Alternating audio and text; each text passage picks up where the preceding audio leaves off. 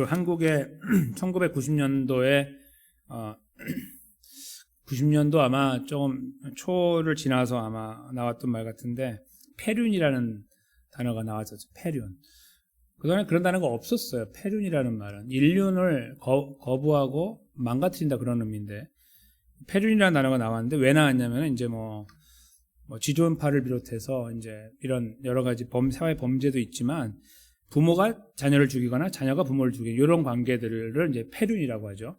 있어서는 안 되고 있으면 안 될 것 같은데 또 없게 만들어야 되는데 계속 벌어지고 있는 일들이 사회에 많이 있었습니다. 그때부터 폐륜이라는 단어가 나오기 시작했죠. 근데 그거보다 더 충격적인 거는 21세기 들어와서 2000년에 들어와서는 그 엽기라고 하는 단어가 나왔어요. 엽기. 여기 제가 이제 화면을 갖고 왔는데 엽기라는 거는 기일한 일에 의도적으로 따라가는 것 이렇게 그 사전적인 정의가 있어요.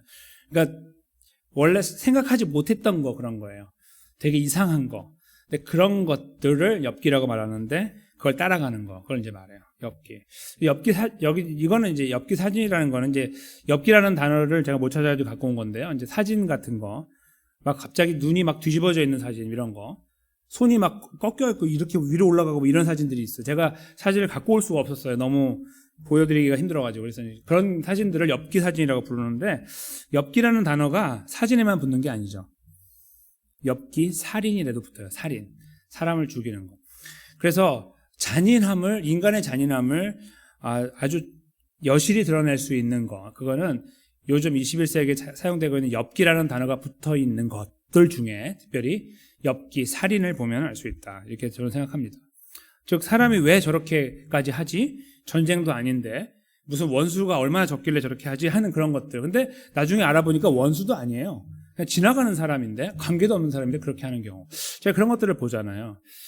그게 인간이 갖고 있는 이 잔인함을 이렇게 숨길 수 없는 잔인함을 보여주는 형태가 아닌가 생각을 하는데 성경을 보잖아요. 성경에도요 이상하게 잔인함이 존재합니다. 특별히 이제 그 이스라엘 백성들 저희가 이제 지금부터 좀 더 많이 경험하게 될 부분이지만 전쟁을 하는 가운데 하나님은 이스라엘 백성들에게 매우 단호한 그 명령을 내리시는 것은 싹 다 죽여서 없애버려라 이렇게 말씀하시는 거예요.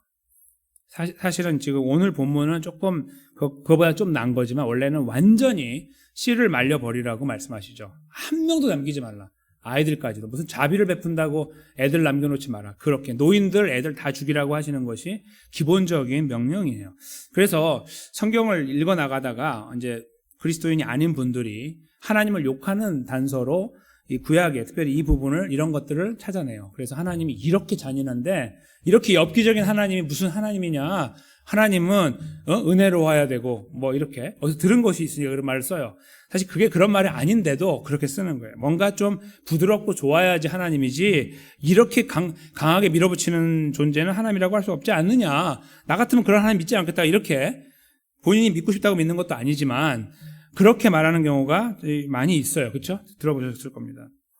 바로 오늘 본문이 이제 그 중에 하나를 드러내는데 저희가 이 말씀을 들여다보면서 잔인함에 대해서 좀 생각해 보려고 그래요. 잔인함.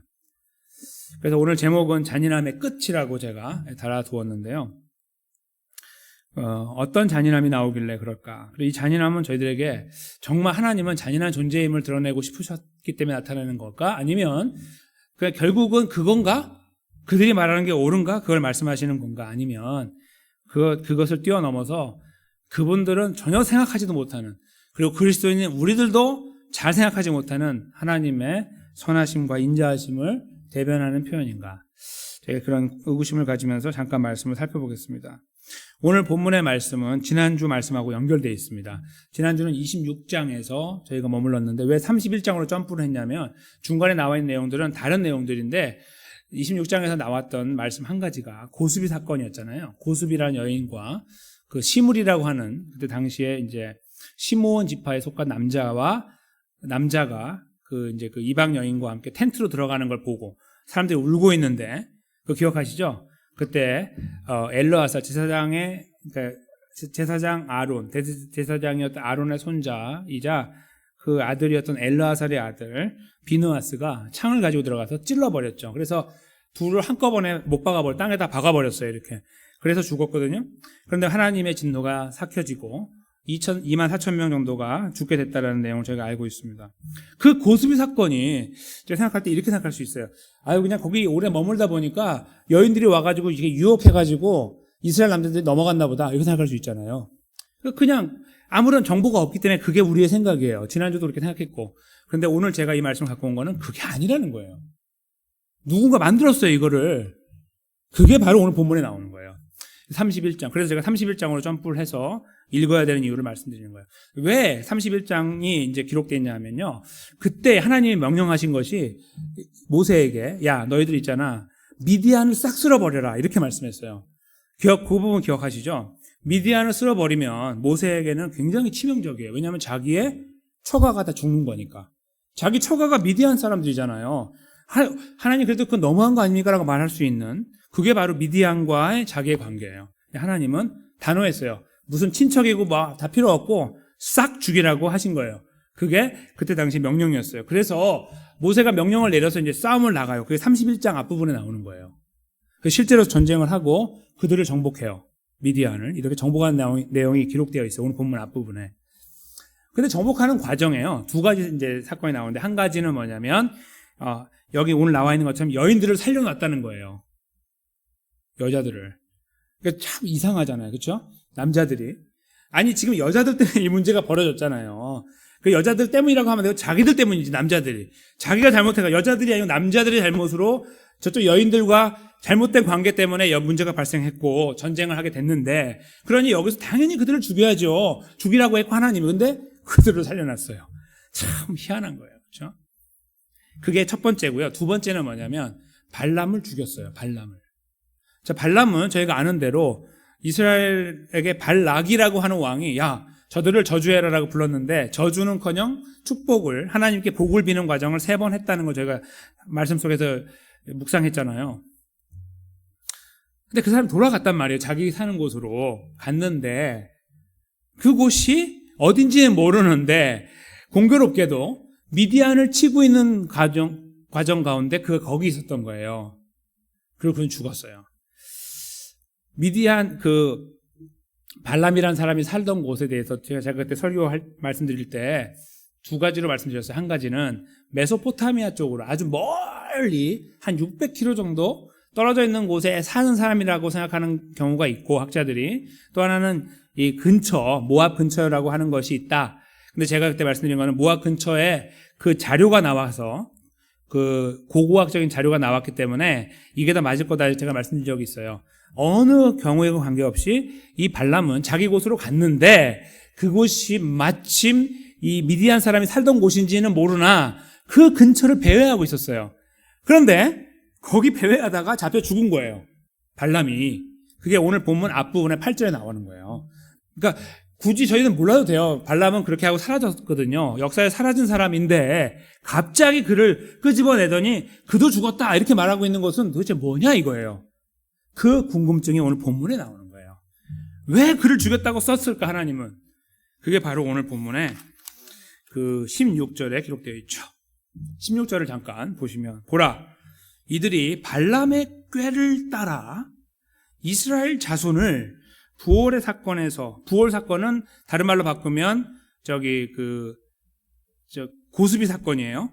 고스비 사건에서 여호와 앞에 범죄하게 하여 여호와의 회중 가운데 연병이 일어나게 하였느니라.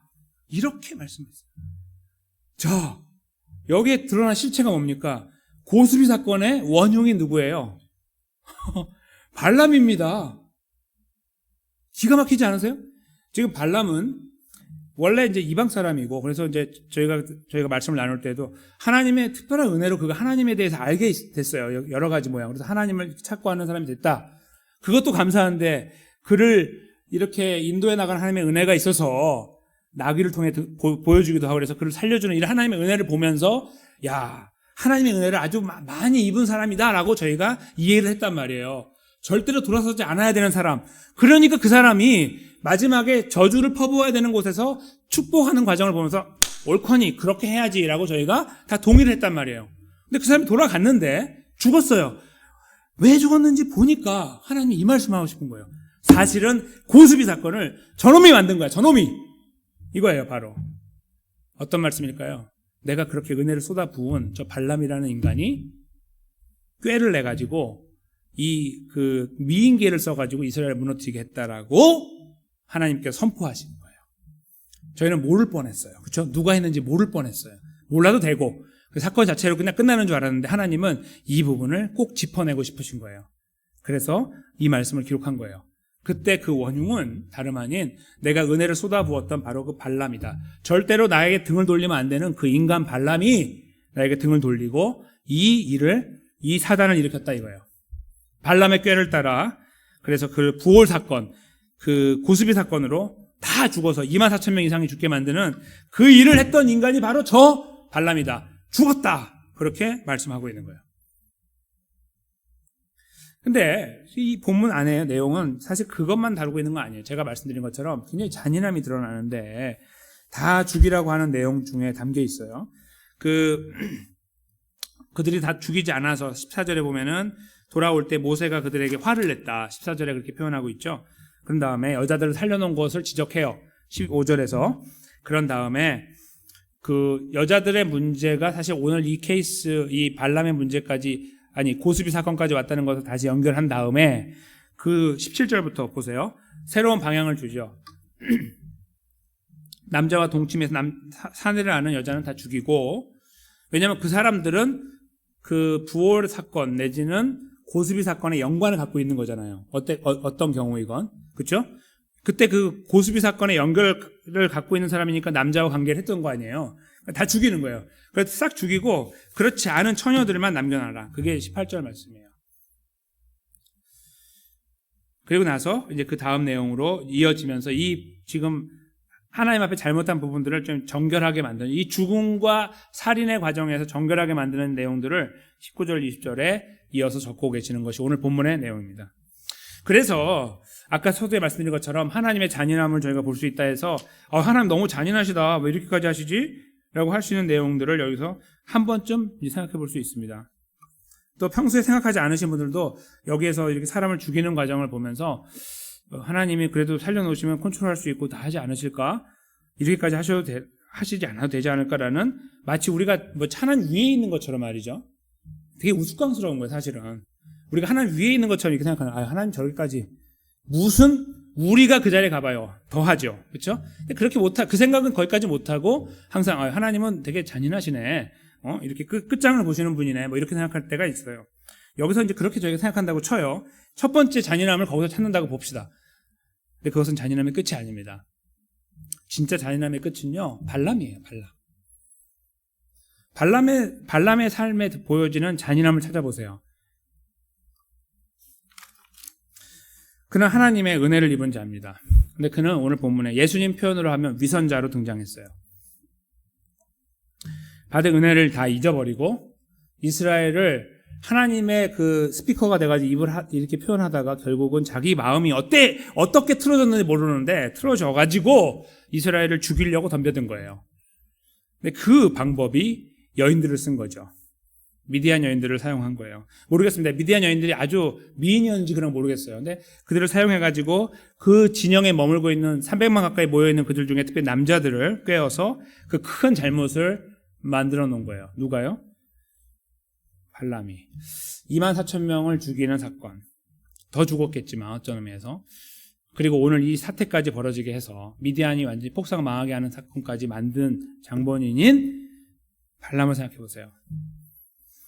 하나님이 여기서 드러내고 있는 잔인함은 매우 타당한 거예요. 그것은 하나님의 분노를 표현하기 위한 잔인함이 아니라 이스라엘을 위한 거예요. 가만두면 이스라엘은 저렇게 망하니까.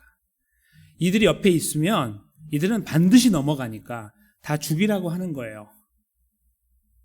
누구 때문에요? 그들 때문에. 그러니까 이 아까운 생명을 왜 죽이냐면 이스라엘을 더 사랑하기 때문인 거예요. 이들의 죽음보다 사랑하는 거예요. 이들의 죽음보다 사랑하는 정도로 사랑하는 거예요. 근데 그걸 깨닫지 못하죠. 이해하지 못하는 거예요. 이스라엘 백성들은. 해보지 않았으니까 자기는. 이기적인 인간이니까 전부. 그렇죠? 근데 그런 상황 속에서 그 많은 사람들을 더불어 죽인 사람이라고 하면요, 24,000명이 뿐이겠습니까? 수많은 사람들이겠죠. 더 많은 사람들이겠죠. 미디안을 죽였다는 것은. 그런데 그게 누구 때문에 발생했냐면 발람 때문이었다. 이거 굉장히 충격적이고, 저는 거기에 담겨있는 이 발람의 모습은 단순한 위선자의 모습이 아니라 잔인무도한 살인마의 모습이라 생각해요.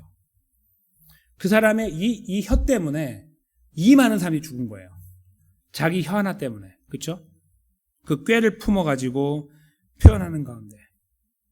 근데 그의 인간적인 면은 모르겠지만 하나님과의 관계에서 보면 그가 어떻게 이렇게 했을까라는 생각을 하게 되는 거예요. 이미 걸어왔던 걸음 속에 저희가 지난번에 봤던 시간들 속에는 올컨이 잘했네라고 박수를 칠 만큼 잘했단 말이에요. 근데 그가 어느 순간 돌변하더니 하나님 완전히 등지고 떠나서 이스라엘을 폭망하게 만들려고 하는 시도를 한 거, 그리고 거기에서 수많은 사람들을 죽이게 된 거, 이것을 저희가 보면서 이해가 되지 않는 거예요. 그렇죠? 이해가 되지 않으시죠?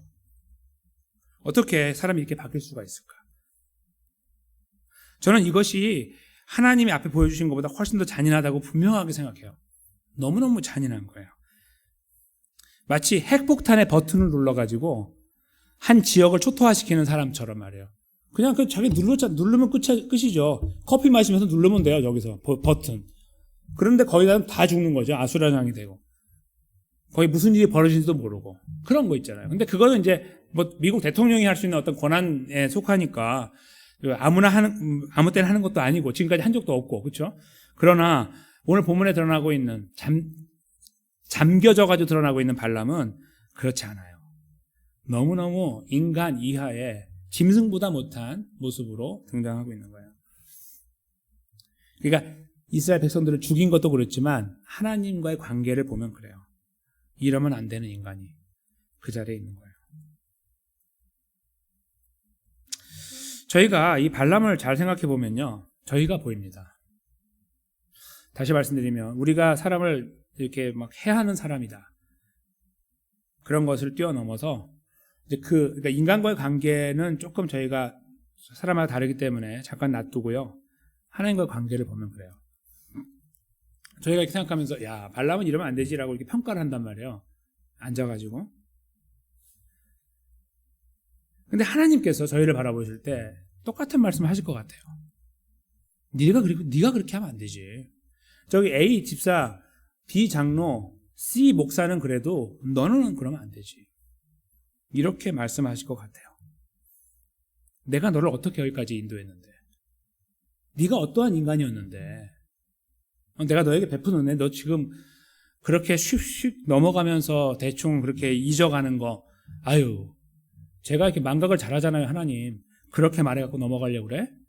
내가 너를 보면 치가 떨린다 라고 말씀하실 수 있는 존재. 그게 혹시 저희가 발람을 바라보면서 평가하고 있는 이 사람은 이러면 안 되지, 딴 사람 몰라도 하는 그런 형태 속에 우리가 똑같이 들어가 있는 것은 아닌지를 돌아봐야 된다고 생각해요, 저는. 왜 그럴까요? 저희가 하나님의 은혜를 입었기 때문이에요. 본문에 등장하고 있는 발람보다 저희는 더 큰 은혜를 입었어요. 발람이 경험하지 못하는, 이는 하나님이 택한 자가 아니죠. 이스라엘이 아니에요. 그리고 여기 망하고 죽어나가는 거 보면 더더욱 그래요. 그래서 우리는 하나님의 택하신 백성입니다. 그리고 우리는 예수 그리스도를 알아요. 우리 십자가 돌아가시고 부활하신 예수님을 바라보면서 우리 구원의 은혜를 누리고 살아가는 사람들입니다. 그리고 하나님 정말 감사합니다. 나 같은 인간을 구원해 주셔서 감사합니다. 우리가 오늘 들었던 찬양 속에도 그런 고백들이 있잖아요. 우리 같은 존재를 구원하신 하나님의 은혜. 이것을 우리가 고백하며 살아가고 있거든요. 그런데 우리가 그 다음에 물어봐야 되는 것은 그래서 우리의 삶이 어떠한데라는 겁니다. 지금 여기에 등장하고 있는 위선자의 모습을 제가 발람에 찾지만 그걸 뛰어넘어서 저 잔인하기 짝이 없는 모습들이 행해 우리 안에 있는 것은 아닌지, 어떤 형태로요? 하나님께 등을 돌리는 형태로요. 하나님 백성의 모습을 상실한 채 살아가는 것을 통해서요. 그리고 억지로 그 길로 가는 거예요. 하나님은 여기 계시는데 알고 있는데 가는 거예요. 발람이 다 경험했잖아요. 하나님 위대하심을 경험했어요. 스스로 다 맛보아 알았어요. 그렇죠? 그리고 자기는 저쪽으로 가버린 거예요. 그런 형태 말이에요. 우리는 구원받았는데도 구원받은 사람으로서 그렇게 형태로 살아가고 있는 것은 아닌지를 돌아봐야 된다는 거죠. 그게 바로 이 본문 속에 드러나고 있는 이 잔인한 존재 발람의 그 모습으로 우리가 가지게 되는 유익이라는 것입니다. 어떻게 하면 저럴 수 있을까? 어찌 은혜를 입은 인간이 저럴 수 있을까? 하나님께서 우리에게, 아니면 그 누군가 우리를 잘 아는 사람이 우리 옆에서 하나님 앞에 우리를 이야기하기를, 너는 그러면 안 되는데, 다른 사람 몰라도 너는 그렇게 하면 안 되잖아. 내가 다 아는데 너 하나님 앞에서 말이야. 근데 왜 그래? 라고 누군가 이렇게 말을 하는 어떤 그런 상황을 우리가 만들어 놓아가는 거예요. 그 사람이 진짜 없어도 하나님 앞에 우리 스스로를 세울 때 그렇게 세운다는 겁니다. 그랬을 때 우리는 정말 쥐구멍이라도 찾아 들어가고 싶은 마음이 생기겠죠. 그리고 저희는 이렇게 말할 거예요. 그게 잔인함의 끝이구나. 내가 잔인한 인간이구나. 사람들을 잔인하게 만들어서가 아니고요. 하나님께 등을 돌리니까요. 너무 잔인한 거예요. 하나님께 계속해서 가슴에다 비수를 계속 꽂는 거니까. 너무 잔인하지 않으세요? 이 등을 돌린다는 자체가요. 이게 너무 잔인한 거예요. 하나님 앞에. 너무너무 죄송스러운 일이고요. 그걸 저희는 이 발람의 걸음 속에서 투영해 볼 수 있어야 된다. 저는 그렇게 생각합니다. 하나님께서요, 사도 베드로를 통해서 쓰신 그 베드로 후서에 보면 2장 15절과 16절에는 이러한 그 발람을 정확하게 지적하시면서 말씀하신 내용이 나와요. 언제 화면에 나와 있듯이. 이 말씀을 하신 것은 원래는 이제 거짓 예언자들, 그리고 거짓 교사들, 교회 안에 그런 사람들이 있는 것을 이제 경계하고, 이단들, 이런 것들을 경계하고 잘라버리고 돌아서야 된다는 것을 말씀하기 위해 쓰신 말씀인데, 이 내용을 곰곰이 생각하면 우리 이야기예요, 다. 이것은 리더들만의 이야기가 아니고 우리 모두가 저렇게 될 수 있기 때문에 말씀하고 있는 거예요.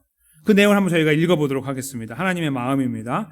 그들이 바른 길을 떠나 의혹되어 부올의 아들 발람의 길을 따르는도다. 그는 불의의 싹을 사랑하다가 자기의 불법으로 말미암아 책망을 받되 말하지 못하는 나귀가 사람의 소리로 말하여 이 선지자의 미친 행동을 저지하였느니라. 아멘. 네, 바로 이것이 하나님의 마음이에요. 즉, 그냥 발람처럼 살아가는 거, 그냥 우리가 자꾸 잊고 사니까, 그러다 보니까 그냥 나도 모르게 잊었습니다라고 말하는, 그렇게 말하고 싶은 인간의 이 본능들 있잖아요.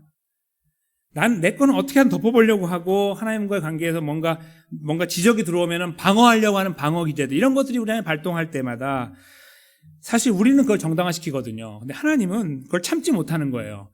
우리가 하나님 입장으로 생각해 보세요. 정말 참을 수가 없겠죠. 여기서도 그 내용을 하나님의 마음에 읽히는 거예요. 그냥 거기에서 어쩌다 보니 거기 서 있습니다라고 제발 그렇게 말하지 말라는 거예요. 그 걸음은 내가 평가하건대 그건 발람의 길이라고 말하고 있는 거예요. 잘못되게 누군가를 인도하는 것도 그렇고요. 교회 안에서 아니면 교회 밖에서 그 안에 근데 그것을 어떤 모양으로 이끌 수 있냐면 말로 행동으로 이끌 수도 있지만 가르침으로, 더 나아가서 중요한 것은 우리 삶으로 이끄는 거예요. 그리스도의 삶이 저렇게 망가졌다는 것 때문에 다른 사람들이 힘들어하고 주변 사람들이 주저앉게 만드는 거, 이게 바로 하나님을 왜곡시키는 거 아닙니까? 우리 때문에. 그렇죠? 바로 그 내용이 여기에 고스란히 담겨 있는 거예요. 그 길을 가는 것을 하나님은 마음 아파하신다는 거예요. 그 발람이라는 이름을 기억하고 있는 하나님을 생각해 보세요. 시간이 이렇게 지났는데 그때 다시 그 이름을 끄집어내는 하나님의 마음을 헤아려 보세요. 대략적으로 한 1500년 시간이 지난 거거든요. 근데 그때 이 이야기를 꺼내시는 하나님의 마음, 너무나 마음 아프셨던 거예요. 그 걸음을 통해서 하나님은 너무 잔인함을 느끼셨던 거죠. 그 다시 찌르는 잔인함. 그래서 저희는 이 말씀의 마무리의 이 포인트에서 우리의 삶에 대한 모습들을 떠올려 보는 것이 올바르다고 생각하는 겁니다. 다시 한번. 그리고 어쩌면요, 이러한 잔인함을 갖고 있는 우리가 구원받게 하신 그 하나님의 구원의 은혜가 더 잔인하다는 것을 알게 돼요. 왜 그럴까요? 예수님을 죽이셨잖아요. 예수님이 왜 죽어야 되죠? 이유가 없어요. 그리고 저희는 이해할 수 없어요. 공식으로 이해해요. 수학처럼. 이거 더하기 이거는 이거니까. 그러니까 돌아가셨구나. 이건 알지만 그걸 깊이 생각하면 생각할수록 미칠 것 같잖아요. 그렇죠? 이 머리가 터져버릴 것 같지 않으세요? 생각하면 생각할수록 더 내려가면 머리가 터져버릴 것 같아요. 가다가 멈춰야 돼요. 안 그러면 미쳐버리니까 생각이. 왜냐하면 그거는 있을 수 없는 일이거든요. 근데 그 놀라운 역사, 그거는 사실은 하나님이 갖고 계시는 이 모든 잔인함을 끌어모아가지고 거기에 완전히 쏟아부은 잔인함의 끝판왕입니다. 십자가가. 왜요? 잔인함의 끝을 살아가는 우리를 구원하기 위해서. 잔인함을 버려버리지 않는, 즉 누군가 사람을 죽이고 힘들게 하는 이런 문제일 수도 있으나 더 나아가서 우리가 연약한 존재들, 잔인한 존재들을 구원하신 하나님을 향해서 계속 등을 돌리면서 너는 나한테 그렇게 하면 안 되지. 내가 왜 안 돼요? 라고 하며 강하게 비수를 꽂아버리는 잔인함. 하나님 말씀 듣지 않고 등을 돌려버리고 무시해버리고 하나님 대충 넘어가고 입으로는 그렇게 말하나 행동을 하지 못하는 삶에 대해서 우리를 정당화시키려고 계속 하나님을 향해서 나한테까지 그렇게 하지 말라고, 오히려 저 사람한테 그렇게 하라고 하는 그런 모양들이 우리 안에 살아있는 존재, 바로 그 존재를 위해서 하나님은 예수님을 십자가에 때려 박으신 겁니다. 이것이 이 세상에서 역사 전체를 통틀어 가장 잔인한 사건이었습니다. 잔인함의 극치, 인간이 흉내낼 수 없는 잔인함의 극치, 절정이었던 것이죠. 그래서 우리가 여기에 있습니다. 우리 안에 감사함이 그래서 생깁니다. 생각하면 생각할수록 눈가에 이슬이 맺히죠. 그리고 우리 자신을 다시 돌아볼 수 있는 시간을 갖습니다. 연약함이 보일 때마다 핑계하려고 하는 마음들이 차분하게 가라앉고, 나를 위해 저 잔인함의 끝자락까지 예수님을 몰아서 못으로 때려 박으시면서 찢어버리면서 그 잔인함의 모든 것들을 표현하신 하나님의 마음이 읽혀질 때, 내가 더 이상 이렇게 살면 안 되는데, 내 삶에서 내가 주님 백성다운 모습을 더 잘 지켜야 되는데, 내 언행심사가 더 바뀌어야 되는데, 이러한 강한 도전을 받게 되는 것이죠. 사랑하는 성도 여러분, 우리가 살아왔던 3일간의 삶을 마무리하고 다시 3일간의 삶을 시작하는 이 포인트에서 우리의 시각이 하나님께 고정되어 있는지를 돌아봤으면 좋겠습니다. 정말 제대로 고정되어 있는지. 그냥 누군가를 향해서 퍼붓는 말들의 문제를 뛰어넘어서 하나님을 향해 퍼붓고 있는, 하나님을 무시해버리고 짓눌러버리는 잔인함의 끝을 향해 계속 달려가고 있는 모습들이 행여 존재하고 있는지를 돌아보면서, 그것이 보일 때 그것을 숨겨버리고 대충 넘어가지 않고 제대로 짚어내면서 하나님 정말 잘못했습니다. 정말 죄송합니다. 그렇게 주님 앞에 무릎 꿇으며 주님의 은혜를 구하고, 더 나아가 우리와 성령님을 통해 함께 하시는 예수 그리스도, 그 예수님의 이름을 힘입어 하나님의 보좌 앞에 가서 하나님, 나를 다시 불쌍히 여기소서, 나를 다시 불쌍히 여기소서, 나를 다시 새롭게 하소서, 내가 주님을 고백하고 인정하고 그리고 경외하며 그렇게 살아갈 수 있도록 해주십시오. 그래서 은혜를 더 힘있게 누리게 해주십시오. 바로 그런 자리에 사랑하는 성도님들과 제가 아름답게 세워져서 또 한 번에 살아가야 될 3일간의 걸음이 보다 더 활기차고 건전하고 건강하게 그렇게 이루어져 나가게 되시기를, 그래서 주님을 조금이라도 더 기쁘시게 하는 자리에 서게 되시기를 예수님의 이름으로 간절히 축원합니다.